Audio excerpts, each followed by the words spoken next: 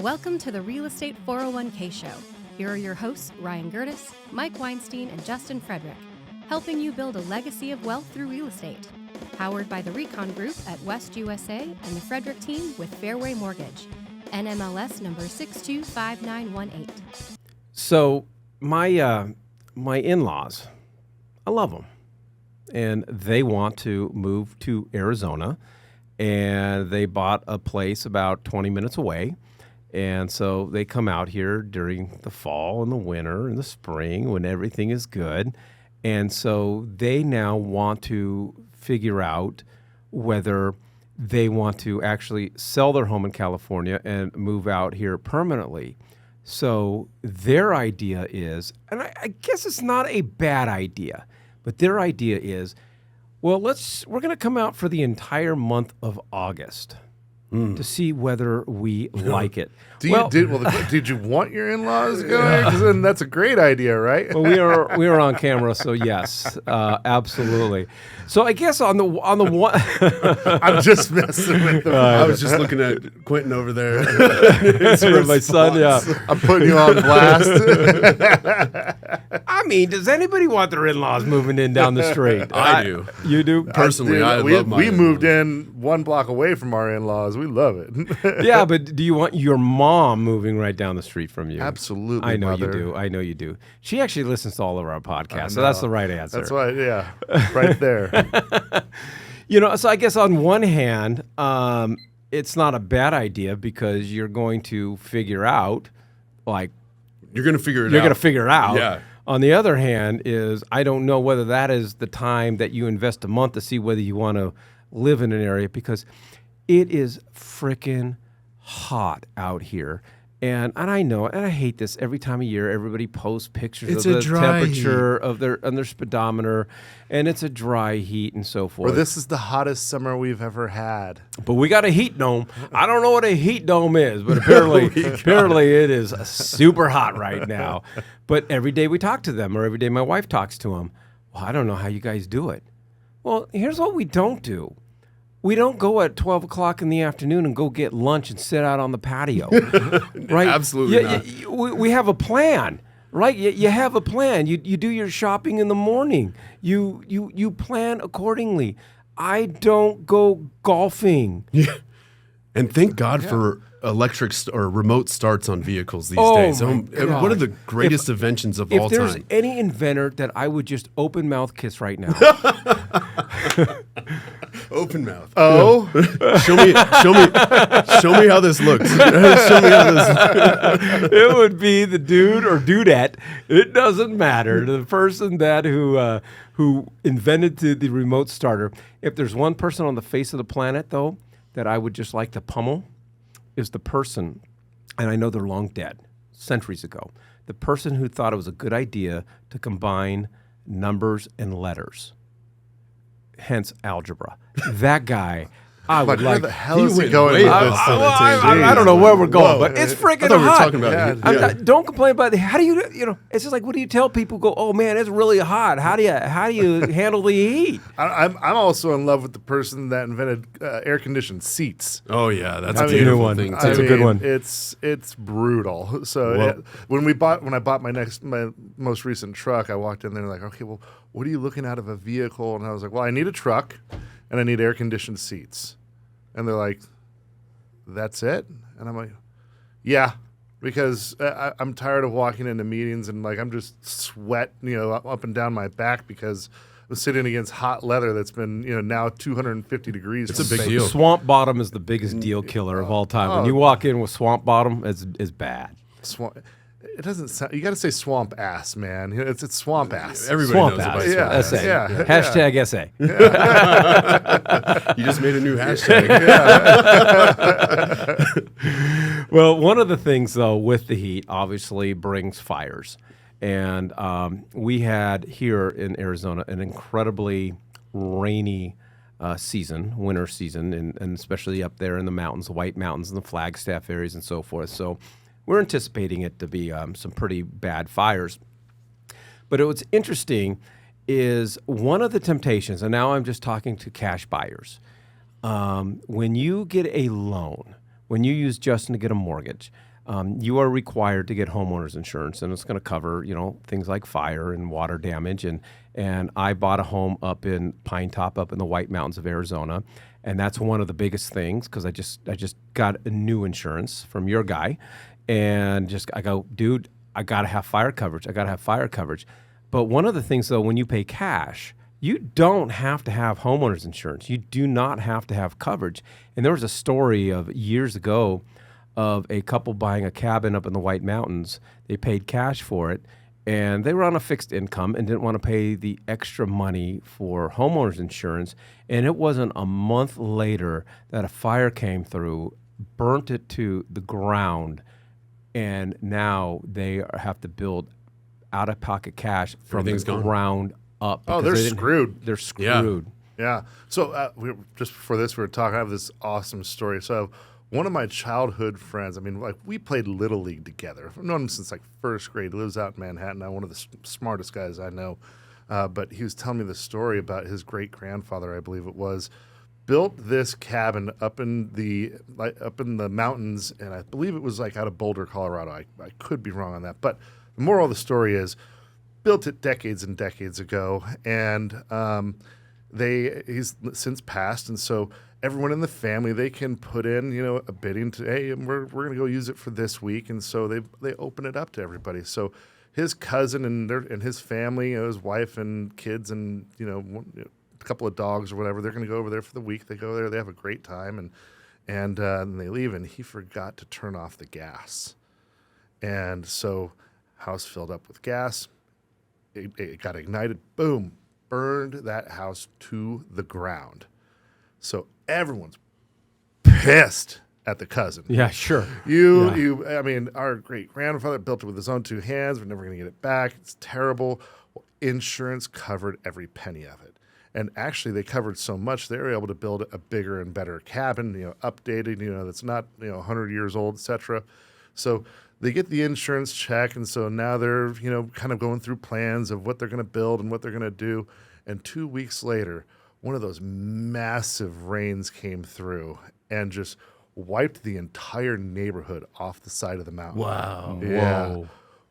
Because of where it was, they did not offer flood insurance in that entire How neighborhood. lucky did they get? Oh my goodness, that is that's an amazing. And they built this so long ago. Yeah, and so the entire neighborhood, everyone was totally screwed. They didn't get any insurance money. They either had to write off their losses or build from the ground up back out of their pocket. And so he went from being the black sheep of the family to now he's the hero because he burnt the house down. In 2 weeks.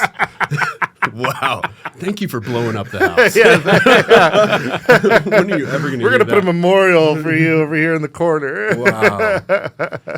So Justin, how does your wife handle the heat? Like it's about having a schedule. So my wife actually enjoys the heat, which completely not. But I want to tell a story. But she also married you, so Yeah. we're not saying she's the rocket scientist. And I'm hot a polar though, bear. bro. I'm a polar bear. Yeah. So last Friday, I'm taking out the trash at 10 o'clock at night. Okay.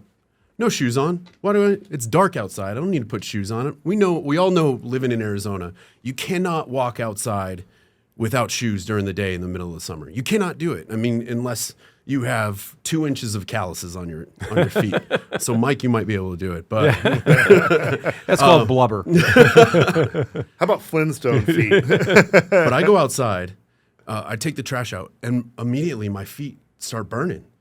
I go back inside, and I'm like, what the heck? The temperature's, I look at the temperature, it's 105 outside still at 10 o'clock at night. Yeah. I don't care if it's a dry heat. That's hot. That's hot. That's hot. It's hot. It's Well, incredible. Here's another story for you. This is actually going on right now, and I just cut the final check on it. So I get a phone call about 2 weeks ago from one of my tenants, and so this is good for all of our folks that are investing in real estate. There are commercial products out there, and what they're doing is instead of sending adjusters out, because I get a phone call saying, "Hey, look, sewer line broke and it totally warped all my cabinets. There's some mold that's accumulating. It smells like sewage, raw sewage in there." So Swamp ass. yeah, my kitchen had swamp ass. Yeah. And so I had to put my tenants up into an Airbnb, right? Because they can't live there while the work is being done. So insurance company says, hey, look, instead of sending an adjuster out there now, we're literally just going to have you download this app on your phone, do video footage of everything that's going on, show us all the damage that's going on, and then if there's any updated damage after you've done all your demo, because obviously we don't know what it looks like behind the cabinets and behind the drywall. So did video footage. Once demo was done, did more video footage, pictures, so on and so forth. And they reimbursed me to do more than just replace my kitchen.